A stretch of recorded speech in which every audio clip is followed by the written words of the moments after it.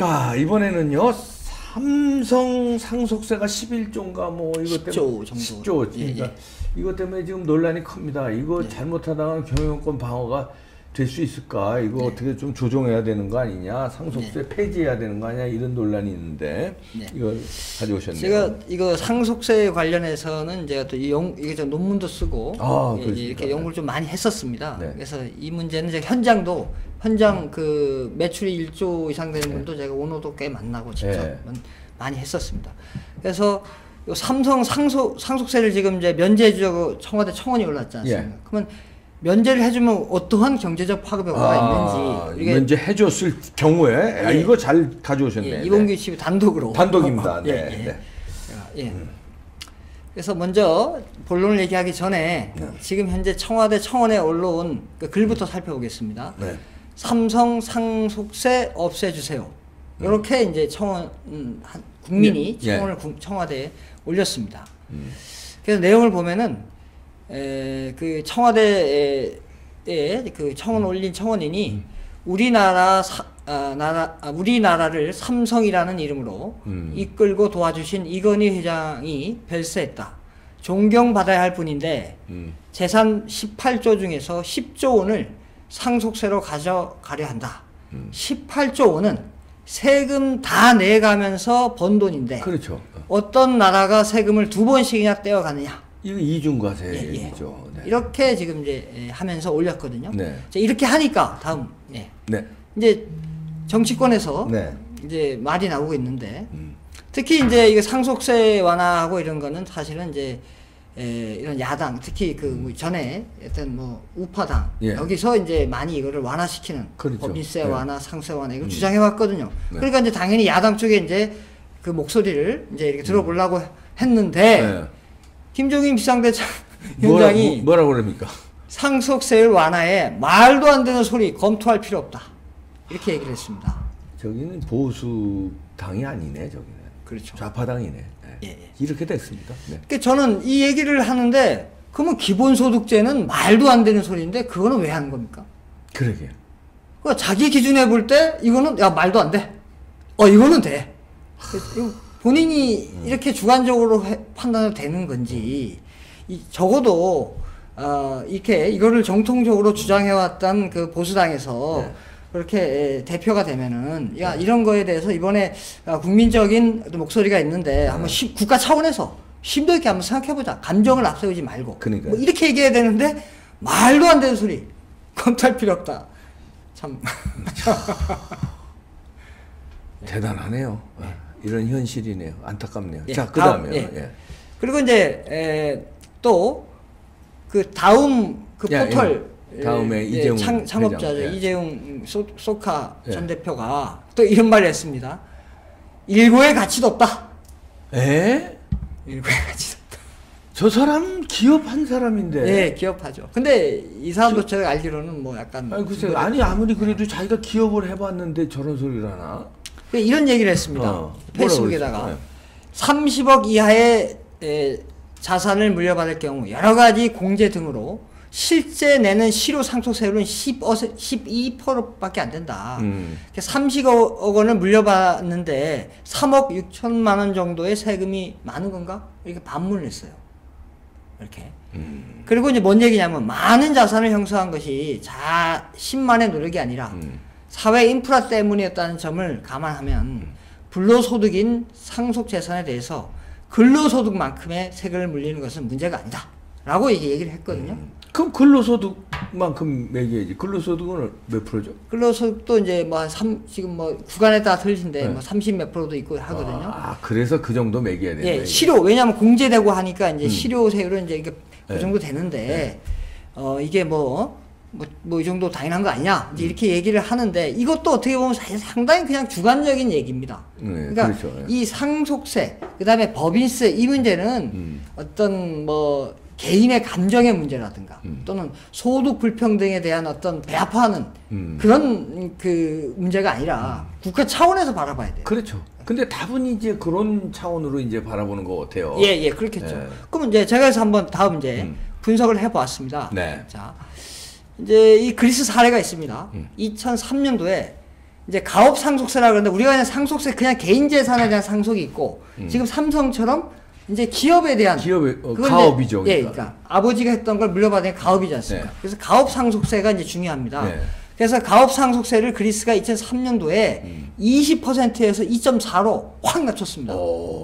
그렇구나. 이게 몇 년도예요? 2003년도. 2003년. 자, 이 사례입니다. 네. 자, 그래서 보면은 이 좌측 그래프는 이제 이 아직 가업 상속세를 감면 제도를 적용하기 전이고. 예. 이거는 이제 후고. 2.4% 확 낮춘 후고. 예, 그래서 이 가업 상속이라는 거는 이제 가족 기업에 해당되지 않습니까? 네. 요게 까만 게 가족 기업 거고 여기 회색이 이제 비가족 기업입니다. 네. 그러니까 이제 가족 기업은 이제 가업 상속세를 이제 제도가 이게 낮춰지기 전이니까 네. 이게 투자입니다, 투자. 네. 이게 상속하기 이제 이 점선을 기준으로 좌측이 전이고 네. 언제 후인데 상속하니까 확 떨어졌죠. 네. 투자가. 그 직전부터 이 저기 상속하기 직전부터 투자가 떨어지면서 이게 확 떨어져요. 네. 지금 그냥 비가족에 비해서 이 상속세 때문에 투자할 필요가 없다는 거죠. 이거. 그렇죠. 몸조심하고 뭐 해봐야 다 뺏기는 거니까. 그렇죠. 나라가 다 가져가니까. 나라가 다 가져는데 뭐하러 투자해? 이렇게 되는 거죠. 그렇죠. 예. 이게 실제 지금 데이터입니다, 실제. 이거 그러네. 데이터. 근데 이제 2003년도에 2.4%를 확 낮춘 다음에 네. 보니까 투자가 보십시오. 상속 전과 후에 거의 차이가 없고 좀 더 늘었습니다. 오히려 좀 더 느네. 예, 그런데 이게 사례입니다, 이거. 그러네요. 이렇게 되면은 선순환되는 거 아닙니까? 그렇죠. 기업 활동 활성화되고 그러면 기업이 투자하게 되면 일자리 창출 그렇죠. 많아져. 그럼 세수도 당연히 그렇죠. 많아져. 그렇죠. 그걸 갖다가 악순환으로 만들어서 때려잡으려고 그러니까. 그렇죠. 지금 박사님이 하신 게 그거를 저걸 좀 더 이제 이론 경제 이론적 해갖고 컴퓨터 해갖고 이제 또 했습니다. 그렇습니까? 이제 그걸 지금 이제 우리가 말로만 하는 거. 네. 저쪽에서는 또 다른 얘기를 하니까. 그러니까. 그러면 과학적으로만 해보자. 과학적으로 데이터로 보여드리겠습니다. 그래서 예. 먼저 그 다음에 일단 먼저 그 전에 가업 상속 공제 제도가 있습니다. 이제 요 쉽게 하면 이제 아까 상속세를 면제해 주는 거죠. 그 네. 제도가 있습니다, 우리나라도. 근데 이게 비교를 한번 해보겠습니다. 네.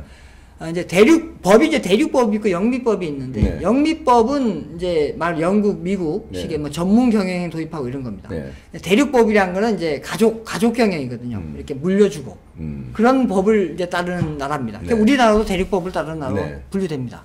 그래서 독일의 경우에도 제조업의 한 80% 이상이 가족 기업입니다. 그러니까 독일은 어떻게 되고 있냐? 이 가업 상속세를 면제해주는 그 대상자를 그 어떤 제한을 안 두고 없습니다. 우리는 매출액 3천억 미만까지만, 그러니까 중소기업하고 일부 중견기업까지만 이거 가업 상속세를 면제해 주는 거죠. 네. 그 이상은 안 해주는 거죠. 근데 지금 독일 같은 경우는 제한이 없어요. 네. 최근에 무슨 뭐 일부 저기 상속세를 납부할 수 있는 대기업은 조금 제외하자라는 입법을 한다고 했는데 결과는 어떻게 되는지는 모르겠습니다. 하나 지금까지 하긴 바는 이제 이렇게 제한이 없고 독일의 경우. 네. 피상속인 요건도 없고 상속인 요건도 없어요. 우리는 이제 뭐 그거 상속 받으려면 뭐 이렇게 56개처럼 많은 조항들이 있어요. 예. 이런 저거 면제 받으려면은 면제. 또 한도도 있습니다. 면제하는 그 해주는 그 금액. 예. 여기는 독일은 없어요. 우리나라는 경영 기간에 따라서 200억에서 300억 원으로 딱.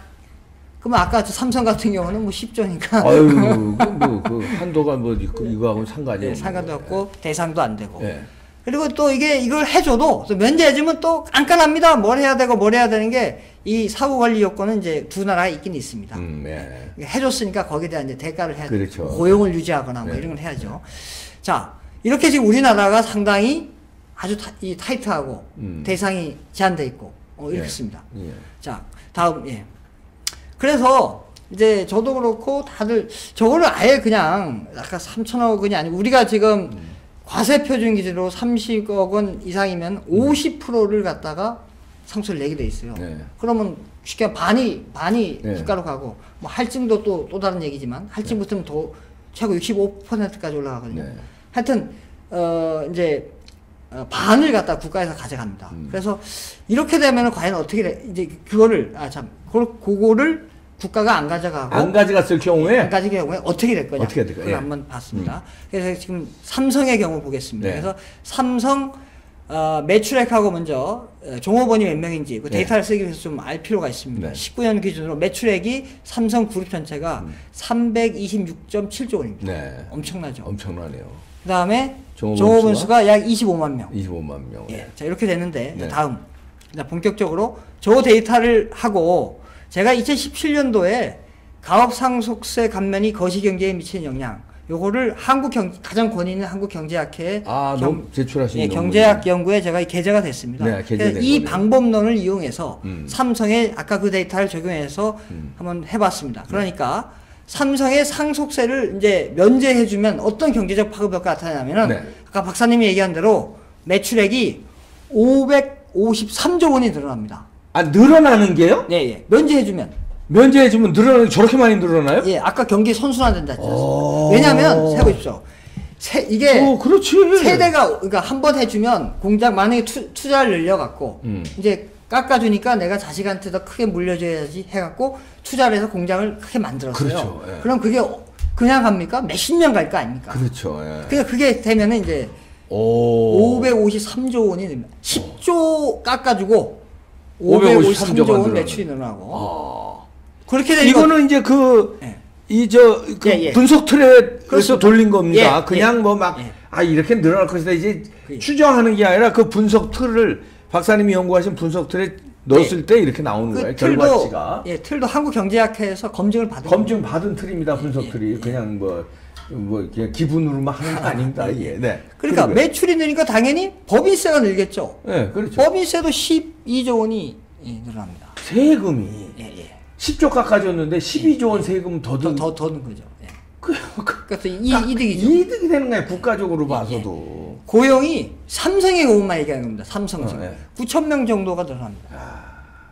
그럼 이게 이게 왜 그렇게 되냐면은 이거 제가 설명하는 걸 그대로 이론에 들어가서 거기 또 연립방정식이 나와요. 식이 많이 나와서 그거를 컴퓨터에 넣어서 나오는 얘기입니다. 그냥 하는 게 아니고. 그러니까요. 그 개념이 뭐냐면은 이게 이제 우리가 인간이기 때문에 내가 만든 기업이 영원히 가기를 바랍니다. 인간은 누구나. 그러면 내가 만약에 나만 잘 살라 그러면은 기업을 내가 평생 충분히 먹을 만큼만 기업만 키우면 돼요. 그렇죠. 그렇죠. 근데 내가 먹을 만큼보다 엄청나게 키우는 이유가 뭡니까? 그거는 기업이 영원히 가고 그다음에 애국심도 좀 들어가 있고. 그렇죠. 이 삼성이라는 브랜드가 그냥 100년, 200년, 1000년까지 가고 그래서 이 세계 1등으로 또 이런 여러 가지 철학적 의미도 있는 거 아닙니까? 그렇죠. 근데 그게 만약에 팔려갖고 삼성 이름 떼고 딴 걸로 하면 완전히 그게 아닐 거 아니에요. 그러니까 자기 자식한테 가업을 내 자식이 그걸 이어갖고 계속 가기를 바라는 거죠. 그렇죠. 부모의 입장에서. 그러니까 자식한테 물려주고 욕구가 있는 겁니다. 그런데 지금 현재는 가업 상속세하고 절반 이상을 다 가져가면은 내가 설령 지금만 은행으로부터 한 2조 원 정도 은행을 대출받아고 투자할 수 있는 여력이 돼요. 예를 들어서. 근데 이거 해봤자 나라에서 다 갈 것 같고 다 뜯기는데 나중에? 그럼 내가 안 하죠. 그러니까 근데 만약에 깎아줘 보십시오. 그럼 어떻게 했어? 이거 엄청나게 내가 늘려갖고 더 크게 물려주려고 할 거 아닙니까? 그러니까 투자가 늘어나는 거예요. 투자가 늘어나니까 고용이 늘어나고 자연적으로 세수가 늘어나고 투자하고 고용이 늘어나니까 기업이 사이비 커지니까 매출이 늘어나고 매출이 늘어나니까 법인세가 늘어나고 그 원리가 그대로 적용됩니다. 그러니까요. 저는 그냥 간단하게 생각해서 아까 그런 얘기를 했는데 이게 다 컴퓨터로 돌려서 이게 나오는 거네요. 그래서 요거 이제 지금 삼성의 경우에만 지금 최초 분석을 이번 기칙 단독. 최초 단독 최초 분석입니다. 자, 그래서 결론을 말씀드리면 결론은요? 다 말씀하셨는데 가업 상속세를 감면해주면 그냥 이게 개인의 부의 대물림 때문에 사실은 이거 반대하는 사람이 많거든요. 쉽게 하면 이제 감정적인 거예요. 하늘이 땅 사면 배 아픈 거 그런 거예요. 감정적인 게 중요한 거냐 아니면 그로 인해서 일자리를 지키고 일자리를 늘려서 보다 나은 국민의 경제 활성화를 통해서 보다 파이를 키우는 게 더 중요하냐. 또 단적인 예가 뭐냐면 지금 10조 원 정도 되면은 삼성에는 어차피 그 지분 조정하고 구조조정을 해야 돼요. 그러면 거기에 선의의 구조조정 당하는 국민이 나와요. 그럼요. 그러면 그 사람이 본인 자기가 대상이라 생각해 보십시오. 절대 이거 막지. 그러니까 남 얘기하니까 자꾸 하니까 그런데 자기 자식이 그렇다고 생각해 보십시오. 이거는 절대 안 되는 겁니다. 그래서 개인적으로 이렇게 생각하지 말고 우리 심도 있게 진짜 국가의 미래를 위해서 한번 생각해 보는 겁니다. 삼성 정도면 거의 국가적 기업 아닙니까? 그럼요. 그래서 결국 이렇게 감면하면 매출 고용이 들어서 국민 경제가 활성화하는 데는 아주 큰 역이 있습니다. 그 다음에 또 제가 여기는 제시하지 않지만 또 큰 게 있어요. 뭐냐면 지금 대기업도 대기업이지만은 지금 중견기업이 더 문제예요. 네. 아까 3천억까지만 3천억 이상 중견기업들이 꽤 있거든요. 네. 근데 문제는 이 사람들이 이제 자기의 처음에 일생을 바쳐서 기업을 맨주먹을 읽었습니다. 네. 다 퇴임한 시점이에요, 지금. 예. 지금이. 예. 근데 그렇죠. 그게 연애 지금 만약에 뭐 그 상속 이슈가 뭐 한두 개 발생하면 우리나라가 커버를 할 수 있어요. 근데 네. 만약에 동시다발하면 10개, 15개 막 동시 발생하면 어떻게 되겠습니까? 매출액이 1조가 넘었고 뭐 2조가 되는데 근데 제가 조사해 보니까 그게 다 대부분 업계의 1, 2위 하는데요. 그럼 무슨 문제가 있냐? 그 업계 1, 2위는 글로벌 시장에서 많이 싸워요. 삼성도 마치 글로벌 시장에 싸우면은 글로벌 경제하고 치열하게 경쟁하고 있는데 여기는 지금 10조 내야 되니까 조정하고 줄여야 돼요. 그러니까 갑자기 쿡 꺼지는 거죠. 여기는 다른 외국 기업은 엄청나게 뻗어나갈 때. 그렇죠. 그러면 이거 국가적인 손해 아닙니까? 아, 그러니까요. 네. 이런 걸 좀 고민해야 됩니다. 제가 그 실제가요, 제 그 친구가 그 할아버지 때부터 아이고 기업 이름 얘기하면 또 피해가 갈까봐 얘기 안 하는데 그냥 진짜 이북에서 넘어와가지고 그 진짜 맨주먹으로 나와서 기업을 읽은 거예요. 읽었는데 지금 상속세가 이렇게 뜯기게 생겼으니까 어떻게 했냐면 그 브랜드 누구라 하면 다 아는 브랜드예요. 네, 예. 얘기는 안 하는데 네. 어떻게 했냐면 이러니까 삼성은 그래도 애국 기업이니까 그렇지. 네. 이거를 기업을 정리를 합니다. 예. 정리를 해서 빌딩 있죠. 예. 부동산 빌딩을 몇 개 사면서 자식들 이름으로 예. 이걸 다 저걸 해요. 그리고 기업을 그냥 없애버려요. 그렇죠. 평생을 일군 기업, 할아버지 때부터 할아버지 아버지가 일군 기업 이제 제 친구가 물려받았는데 예. 그럼 그 기업을 가업이잖아요. 예, 그렇죠. 그렇게 해서 중견기업은 아니에요. 중소기업인데도 예. 대탄탄한 기업이에요. 예. 이름 되면 다 아는 기업이에요. 예. 그걸 공중분해돼 버렸어요. 그리고 빌딩 몇 개 남아가지고 임대 사업자로 그러니까 형제들 다 나눠 찢어발기고 예. 손자들 이름으로도 하고 예. 이게 뭐 하는 겁니까 이게? 그 국가적으로 보면 엄청난 손해예요. 그렇죠. 그럼 인력 창출이 그 기업이 제가 볼 때 그 공장에 500명 이상 돼요. 꽤 그래도 중소기업 지금 큰 기업이잖아요. 그렇죠. 예. 그 500명 직장 잃었지. 네. 그 수출하는 회사거든요. 그 그렇죠. 국가적으로 그런 회사가 한두 개가 아니라는 얘기죠. 그렇죠. 이건 삼성은 대표적인 거니까 예, 이거 이슈가 되는 거지만 이슈도 안 되고요. 스물스물 그렇게 한다니까요. 그렇습니다. 저는 저는 이제 가난한 집안에서 태어났습니다. 네. 태어났는데 그럼 가난한 사람들이 대부분 이거 배가 아픈 걸 많이 얘기하거든요. 네. 주변에 얘기해 보면은 이거 부의 대물림 아니냐. 근데 제가 볼 때는 물론 가난한 그런 것도 그거는 개인 재산 같은 건 그렇게 되지만 이거 기업이라는 거는 개인기 아니거든요. 개인기. 그렇죠. 이게 계속 지속해가고 성장을 해 가야 될 거 아닙니까? 네. 그런 차원에서 그게 오히려 그래서 고용도 늘리고 그 다음에 기업이라는 게 그냥 돈을 주는 게 아니라 지분을 주는 겁니다. 그렇죠. 주식 지분을. 네. 그러면 이제 뭐가 가냐면은 거기에 기술 노하우 그 다음에 거기에 사람 건물이 다 그냥 가는 거예요. 그냥 돈이 가는 게 아니고 그동안 쌓았던 그 기업 가치까지 예. 밸류까지 가는 거 아닙니까? 예, 브랜드 가치 이런 거 다. 근데 대화를 해보면 뭐라 그러냐 돈 자꾸 생각해요. 돈이 그 대물림 가는데 야, 나는 아무것도 못 받는데 얘는 이렇게 받는데 돈은 불공평하다 이렇게 얘기하는데 그 차원의 문제가 아니라 말씀하신 대로 국가의 먼 장래를 생각하고 이렇게 해야 됩니다. 특히나 지금은 우리가 대기업은 벌써 한 2세, 3세가 했지만 이제 중견기업들은 이제 1세가 물러가고 2세가 나올 시점이 많아요. 그래. 심각하게 고민해야 되죠. 그러겠습니다. 아이고 참 오늘 좋은 지적을 최초로 분석해 주셨네요. 예, 파이터치 연구. 나정주 TV도 잘 보고 있습니다. 여기 이봉규 TV에 나오지 않는 거 아주 그 경제적인 거를 아주 알기 쉽게 분석하니까 여러분들 많은 관심 부탁드립니다. 나정주 원장이었습니다. 고맙습니다. 네, 감사합니다. 네, 주말 잘 보내십시오. 마치겠습니다.